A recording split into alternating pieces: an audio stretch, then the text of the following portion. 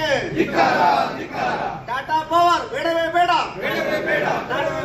Tata power ಬೇಡವೇ ಬೇಡ,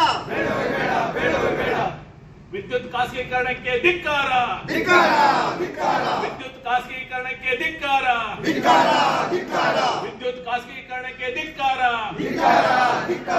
Tata power ಹಿನ್ನಡೆಯಲಿ, ಟಾಟಾ ಪವರ್ ಕಂಪನಿ ಹಿನ್ನಡೆಯಲಿ. ರೈತಾಪಿ ಮತ್ತು ಕಾರ್ಮಿಕ ನೌಕರರ ಒಕ್ಕೂಟಕ್ಕೆ ಜಯವಾಗಲಿ, ರೈತ ಕಾರ್ಮಿಕ ಕೂಲಿಕಾರ ನೌಕರರ ಒಕ್ಕೂಟಕ್ಕೆ ಜಯವಾಗಲಿ. ಕಾರ್ಮಿಕ ವಿರೋಧ ನೀತಿಗೆ 85% 90 ಜನ ವಾಲಂಟರಿ ರಿಟೈರ್ಮೆಂಟ್ ಓಡೋದು. ಯಾಕಂದ್ರೆ ಮಾಡ್ಲಿಕ್ಕೆ ಸಾಧ್ಯ ಆಗದೆ ಹೋಗ್ಬೇಕು, ಟಾರ್ಚರ್ ಇರುತ್ತೆ.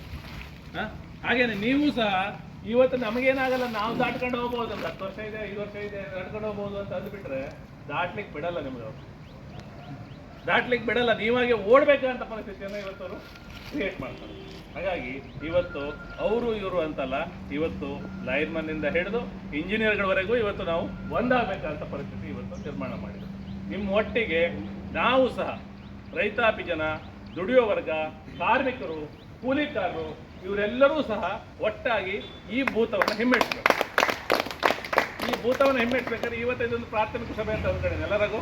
ಇನ್ನು ಮತ್ತೆ ಹೋರಾಟಗಳು ಮಾಡಬೇಕಾಗುತ್ತೆ. ಹೌದು, ಇದು ನಾವು ಪ್ರಾಥಮಿಕ ಸಭೆ, ಜಸ್ಟ್ ನಾವೊಂದು ಟಚ್ ಮಾಡ್ತಾ ಇದ್ದೇವೆ. ಇದನ್ನ ಹಿಂಗಿದೆ ವಿಷಯ ಅಂತ ಟಚ್ ಮಾಡ್ತಾ ಇದ್ದೇವೆ, ಜಾಗೃತಿ ಮಾಡಲಿಕ್ಕೆ. ಇದು ನೀವು ಹಳ್ಳಿಗಳಿಗೆ ಹೋಗ್ತಾರೆ, ಪ್ರತಿಯೊಬ್ಬ ಲೈನ್ಮನ್ ದಿನಕ್ಕೊಂದು 8-10 ಕೂಡಿಸೋತ್ತಾಗ್ತಾನೆ. ಹಾಗಾಗಿ ಹೋದಲ್ಲಿ ಇದ್ರ ಬಗ್ಗೆ ಒಂದು ಜಾಗೃತಿ ಮೂಡಿಸಬೇಕು. ಅಪೀಲ್ ಫಾರ್ಮ್ ರೆಡಿ ಮಾಡಿದ್ದಾರೆ ರಾಘು ಅವರು ಅಲ್ವಾ?